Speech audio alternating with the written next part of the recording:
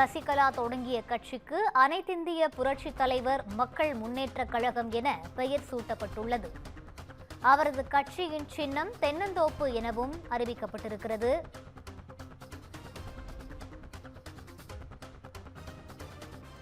கட்சியின் பெயரையும் சின்னத்தையும் அறிவித்து சசிகலா தொண்டர்களுக்கு இனிப்பு வழங்கி மகிழ்ந்தார்.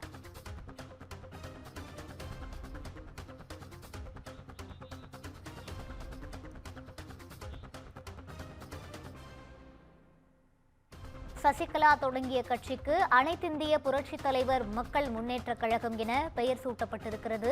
அவரது கட்சியின் சின்னம் தென்னந்தோப்பு எனவும் அறிவிக்கப்பட்டிருக்கிறது. இதுகுறித்த கூடுதல் விவரங்களோடு இணைகிறார் எமது சிறப்பு செய்தியாளர் காயத்ரி. வணக்கம் காயத்ரி, முழு விவரங்களை பகிரலாம். வணக்கம் ரூபி. 2026 சட்டமன்ற தேர்தலில் பலம் வாய்ந்த 4 முறை போட்டி ஏற்பட்டிருப்பதாக அரசியல் நோக்கர்கள் கருதுகின்றனர். இந்த சூழ்நிலையில் முன்னாள் முதலமைச்சர் ஜெயலலிதாவின் நெருங்கிய தோழியாக இருந்த சசிகலா தொடங்கியுள்ள அரசியல் கட்சிக்கு புதிய பெயரானது வைக்கப்பட்டிருக்கிறது. அதன்படி ஏற்கனவே ஜெயலலிதா பிறந்த நாள் அன்று தன்னுடைய கட்சி கொடியை அவர் அறிமுகம் செய்திருந்தார். இந்த நிலையில் இன்றைய தினம் தன்னுடைய கட்சி பெயரை அவர் வெளியிட்டிருக்கிறார். குறிப்பாக சசிகலாவை பொறுத்தவரை அதிமுக ஜெயலலிதா மறைவுக்கு பிறகு அதிமுகவில் பொதுச் செயலாளர் என்ற பொதுச் செயலாளர் பதவியாளர் அவருக்கு வழங்கப்பட்டிருந்தது. அதன் பின்பாக அது பறிக்கப்பட்டு அவர் நீதிமன்றம் சிறை சென்ற பின்பாக எடப்பாடி பழனிசாமி முதலமைச்சராக அமர்ந்தார். அதன் பின்பாக அதிமுகவில் ஏற்பட்ட சலசலப்பு காரணமாக அதிமுகவில் இருந்து சசிகலா நீக்கப்பட்டிருந்தார். தொடர்ந்து அதிமுகவில் மீண்டும் இணைவதற்கான பல முயற்சிகளை மேற்கொண்டு வந்த பொழுதும் எடப்பாடி பழனிசாமி திட்டவட்டமாக அதற்கு மறுப்பு தெரிவித்தார்.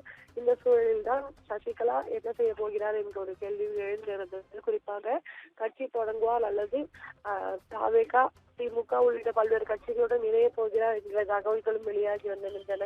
இந்த நிலையில் டிடிவி தினகரனுடன் இணைந்து சிறிது காலம் அவர் பணியாற்றினார். அதன் பின்பாக அமமுகவிற்கு அவர் செல்லாத காரணத்தினால் தனியார் கட்சி தொடங்குவார் என்று எதிர்பார்க்கப்பட்டிருந்தது. குறிப்பாக 2026 சட்டமன்ற தேர்தலில் அவர் போட்டியிட முடியாத சூழல் உள்ள காரணமாக அவருடைய ஆதரவாளர்களை தேர்தலில் நிறுத்துவது தொடர்பாக பல்வேறு மாவட்டங்களில் உள்ள தனது ஆதரவாளர்களை சந்தித்து அவர் தொடர்ச்சியாக பேசி வந்திருந்தார். இதன் தொடர்ச்சியாக அண்மையில் முன்னாள் முதலமைச்சர் ஜெயலலிதா பிறந்த நாளன்று கட்சி கொடி ஒன்றை அவர் அறிமுகம் செய்திருந்தார்.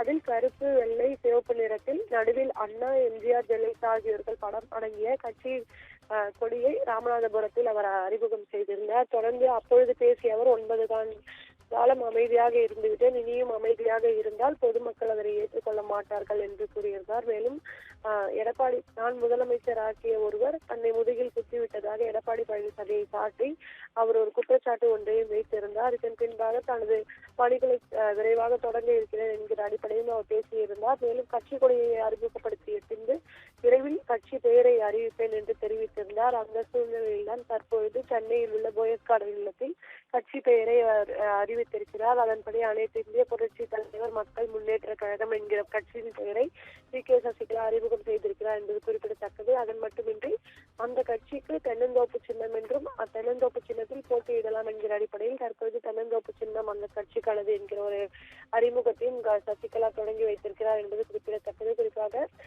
அக்கட்சியில் போட்டியிடும் வேட்பாளர்கள் தென்னந்தோப்பு சின்னத்தில் போட்டியிடுவார்கள் என்கிற அடிப்படையில் அவர் குறிப்பிட்டிருக்கிறார்.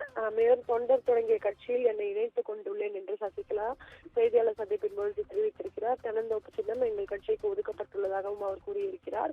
எப்பொழுதும் ஒற்றுமையை விரும்புவர், எப்பொழுதும் எங்கள் சின்னம் எப்பொழுதும் ஒற்றுமையை விரும்புவர் என்பதையே எங்கள் சின்னம் குறிப்பதாகவும் சசிகலா தன்னுடைய செய்தியாளர் சந்திப்பில் தெரிவித்திருக்கிறார். மேலும் எடப்பாடி பழனிசாமி குறித்த கேள்விக்கு பதில் அளிக்க மறுத்துள்ள அவர் யார் இபிஎஸ் குறித்த கேள்விக்கு சாதித்து யாரு என்பது தேர்தல் முடிவுகளை பதில் சொல்லும் என்று ஒரு பதிலை அவர் கூறியிருக்கிறார். இந்த நிலையில் தன்னுடைய கட்சி பெயரை அவர் அறிமுகம் செய்திருக்கிறார் என்பது குறிப்பிடத்தக்கது. ரூபி,